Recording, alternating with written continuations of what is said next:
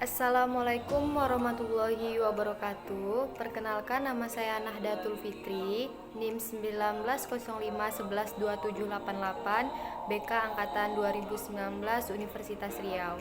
Tujuan saya membuat video ini adalah untuk memenuhi ujian akhir semester saya mata kuliah konseling kelompok yang diampu oleh dosen Siska Mardes MPD. Baiklah, saya di sini akan menjelaskan dan mencontohkan tahap-tahap dari konseling kelompok. Tahap dalam konseling kelompok itu ada 4. Yang pertama ada tahap pembentukan, yang kedua ada tahap peralihan, yang ketiga ada tahap kegiatan, dan yang terakhir ada tahap pengakhiran. Baiklah, saya akan menjelaskan 2 tahap pertama, yaitu tahap pembentukan dan tahap peralihan. Yang pertama yaitu tahap pembentukan. Tahap pembentukan ini di mana adanya pengenalan. Semua anggota kelompok dan pemimpin kelompok saling memperkenalkan diri mereka. Lalu pemimpin kelompok menjelaskan azas-azas apa saja yang terdapat dalam kegiatan konseling kelompok ini. Yang kedua yaitu tahap peralihan. Pada tahap ini merupakan tahap transisi dari tahap pembentukan atau pengenalan menuju kepada tahap melakukan kegiatan konseling. Nah, di sini pemimpin kelompok menawarkan dan menanyakan kepada anggota kelompok apakah sudah siap untuk mengikuti kegiatan kelompok. Dan pemimpin kelompok juga membantu anggota kelompok mengatasi rasa gelisah, rasa takut untuk memulai konseling kelompok. Baiklah, saya akan mempraktekkan atau mencontohkan dari tahap pembentukan. Di sini saya menggunakan bantuan dari boneka karena di sini UASnya dilakukan secara mandiri dan berhubung corona jadi tidak mungkin meminta bantuan kepada teman-teman saya. Nah, pada tahap pertama ini yaitu tahap pengenalan. Saya sebagai pemimpin kelompok atau konselor akan mengenalkan diri terlebih dahulu kepada anggota kelompok saya. Di sini ada 2 boneka atau kita anggap saja 2 klien, 2 orang. Nah, setelah saya mengenalkan diri saya, lalu mereka akan mengenalkan diri mereka. Baiklah, saya akan mencontohkan. Pembukaan yang pertama, Assalamualaikum warahmatullahi wabarakatuh. Terima kasih kepada klien-klien yang telah menyempatkan waktunya untuk mengikuti kegiatan atau proses konseling yang telah berlangsung. Nah, pertama-tama saya akan memperkenalkan diri saya. Perkenalkan, nama saya Nahdatul Fitri. Saya di sini berperan sebagai pemimpin kelompok yang akan memimpin berjalannya konseling kelompok ini. Lalu dilanjutkan oleh pengenalan anggota kelompok. Jadi klien saya ini akan memperkenalkan diri mereka. Yang pertama bernama Zizi dan yang kedua bernama Emon. Setelah mereka memperkenalkan diri, saya akan menjelaskan azas-azas yang ada dalam proses kegiatan konseling kelompok. Nah, sebelum kita memulai konseling kelompok ini, saya akan menjelaskan beberapa azas yang terdapat selama konseling kelompok. Nah, yaitu yang pertama azas kerahasiaan, di mana azas kerahasiaannya itu ketika Zizi menceritakan masalahnya, Emon mendengarkan dan saya mendengarkan, maka ketika berada di luar jam konseling kelompok, Emon ini nggak boleh menceritakan masalah Zizi ini ke orang lain atau ke dunia luar. Nah, itu tuh disebut azas kerahasiaan. Nah, yang kedua yaitu azas kesukarelaan. Maksud azas kesukarelaan itu di sini yaitu ketika Emon rela menceritakan masalahnya dan Zizi juga rela menceritakan masalahnya tanpa adanya unsur paksaan dari siapapun. Selanjutnya yaitu ada azas keterbukaan.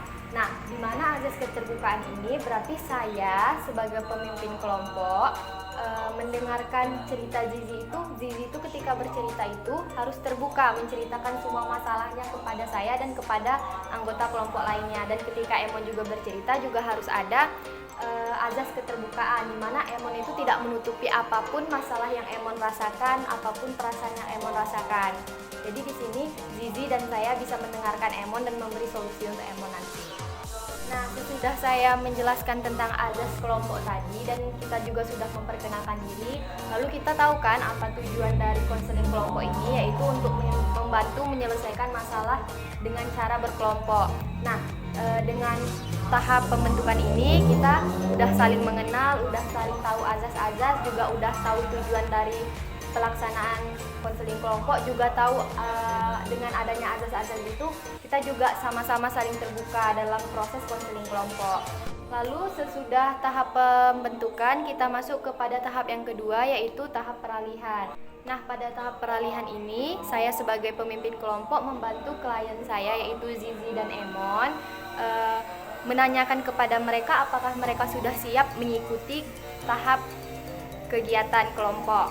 Nah, pada tahap peralihan ini, apakah mereka setuju dan yakin untuk tetap melanjutkan konseling kelompok, dan apabila mereka masih merasakan keraguan atau masih takut atau masih gelisah, saya sebagai pemimpin kelompok akan mencoba meyakinkan para klien saya ini agar nyaman dalam proses konseling. Pada tahap peralihan ini, saya sebagai pemimpin kelompok juga membantu menjaga suasana dari konseling kelompok ini. Sebisa mungkin saya akan membuat suasana di dalam konseling kelompok ini, klien saya Zizi dan Emon ini akan merasa nyaman dalam mengikuti konseling kelompok, dan juga mereka juga bisa membuka diri, tidak menutupi apapun masalah yang akan mereka ceritakan nanti pada saat proses tahap kegiatan. Nah, contohnya pada tahap peralihan ini, ketika Zizi merasa gelisah dan tidak yakin untuk mengikuti konseling kelompok, saya akan menunjukkan rasa empati saya kepada Zizi. Contohnya nih, Zizi bercerita kepada saya, dia tuh kayaknya nggak bisa lah ikutin konseling kelompok nih karena takut rahasianya terbongkar. Nah, saya sebagai pemimpin kelompok, saya bilang nih ke Zizi, Zizi kamu nggak usah takut ya, karena di sini kan kita udah ada azas kerahasiaan, dimana nanti masalah kamu ini yang Emon dengar dan yang saya dengar tidak akan sampai ke pihak luar, dan pihak luar pun tidak mungkin mengetahui kalau kita sudah melakukan konseling kelompok. Jadi kamu tenang aja, nggak usah takut, nggak usah gelisah dalam melakukan konseling kelompok ini. Dimana kita kan nanti juga Emon menjelaskan masalahnya ke kita nih, jadi kamu juga dengar gitu kan. Jadi kita nih saling menjaga privasi dan rasa nyaman kita masing-masing gitu loh Zizi. Nah, setelah saya menjelaskan kepada Zizi untuk menghilangkan rasa gelisahnya dan Zizi bersedia mengikuti tahap selanjutnya, barulah tahap kegiatan atau tahap ketiga kita lakukan. Sekianlah contoh dari 2 tahap pertama dalam konseling kelompok, yaitu tahap pembentukan dan tahap peralihan. Saya, Nahdlatul Fitri, dan rekan saya, Emon dan Zizi, mohon maaf apabila ada kesalahan. Assalamualaikum warahmatullahi wabarakatuh.